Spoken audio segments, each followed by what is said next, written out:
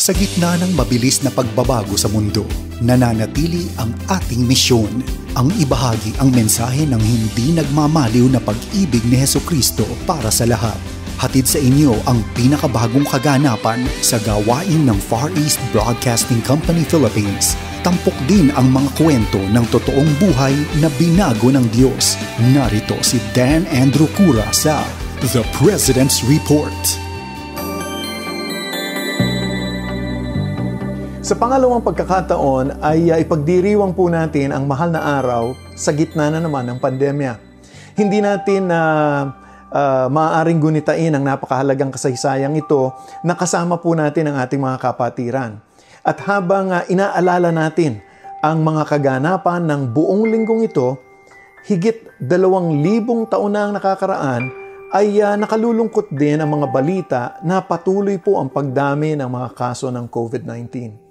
Kaya nga, para sa iba, di nila maiwasang magtanong ng tulad nito, talaga nga bang may Diyos? At kung talagang may Diyos, bakit nagaganap ang mga ito? At kung ang Diyos ay mabuti, bakit pinahihintulutan niya ang mga kasamaan? Mainam na balikan natin ang kasaysayan ng mga Hudyo nang sila ay itapon sa bansang Babylonia. Ayon sa aklat ng Jeremias, si Haring Jeconias at ang kanyang ina, ang mga anak niya, ang mga opisyal ng kanyang gobyerno at mga kamanggagawa ay naging mga bihag ng bansang Babylonia. Tanging ang mga pinakamahihirap lamang ang natira sa Jerusalem. Inilayo sila sa kanilang tahanan upang manirahan sa dayuhang bansa sa gitna ng mga taong di nila kilala at mga kaaway nila. Kasama rin nilang bihag, ang iba sa kanila ay mga tinaguriang propeta. Ang mga taong ito naman ay nagbigay ng pinakamagagandang pangungusap ng pag-asa at pinapalakas ang kanilang loob. Anilay, sa loob lang ng 2 taon, magagapi na nila ang kapangyarihan ng Babylonia at magbabalik na sila sa Jerusalem. Sabi nila, huwag kayong mag-alala, maaayos din ang lahat. Subalit, ang lahat ng mga ito ay walang katotohanan. Ang mga pangako ay di natupad. Sa halip, inihayag ni Propetang Jeremias ang katotohanan ito. Matatagalan kayong bihag sa Babylonia. Dito sa atin ngayon, sa sitwasyon natin, sadyang napakarami ring mga hamon na tayong hinaharap. At bukod sa krisis na dala ng COVID, marami sa ating ang said na. Sabi nga nila, dahil nga sa matinding problema, at di natin maiwasang makaramdam na para bang wala ng pag-asa, parang nag-iisa na lang tayo.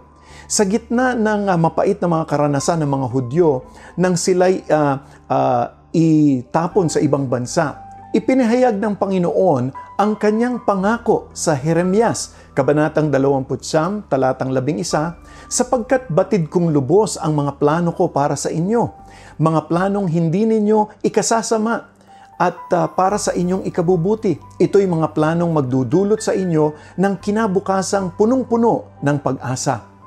Ang makapangyarihang Diyos ay may inilaang plano para sa Israel. At kung dadalhin ito sa ating kalagayan ngayon, may plano ang Diyos para sa bawat isa sa atin. At ang mga ito ay para sa ating ikabubuti. Kailanman ang ating mapagmahal na Diyos ay hindi nagpaplano o magpaplano ng masama para sa sino man. Ang lahat ng mga masasamang nangyayari sa buong mundo ay kagagawan ng ating kaaway. Subalit, ang mga masasamang ito ay pinahihintulutan ng ating Panginoon at ibinabaling ng Panginoon upang magdulot ito ng kabutihan.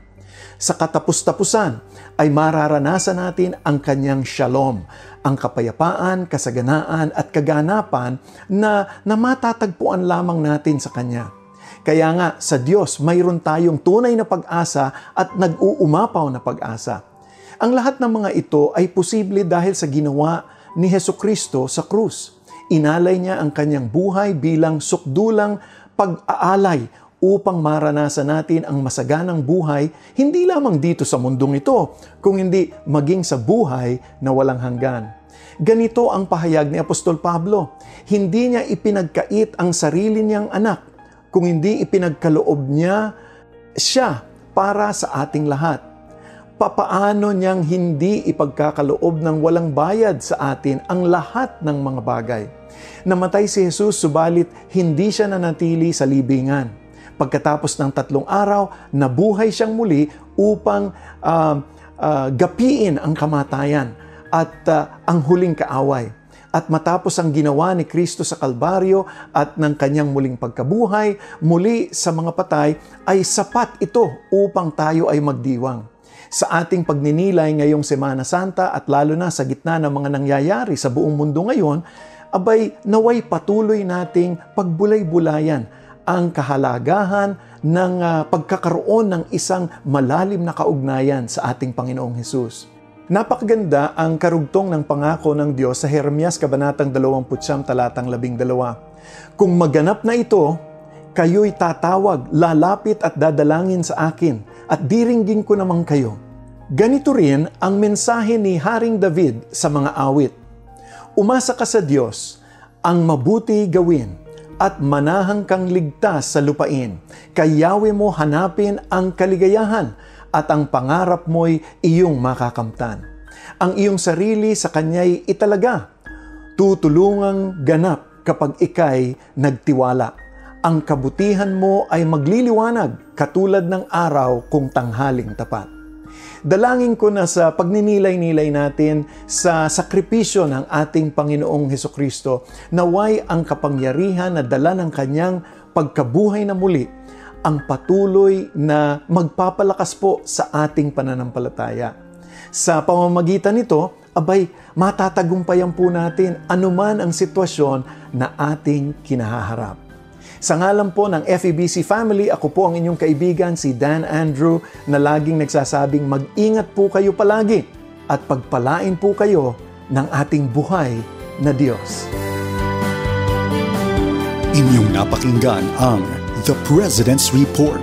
Para sa karagdagang impormasyon ukol sa Far East Broadcasting Company Philippines o maging kaagapay sa panalangin at iba pang mga paraan, bisitahin ang FEBC website, febc.ph, at hanapin ang FEBC Radio sa Facebook. Maraming salamat sa iyong pag-agapay at pagpalain ka ng Panginoon.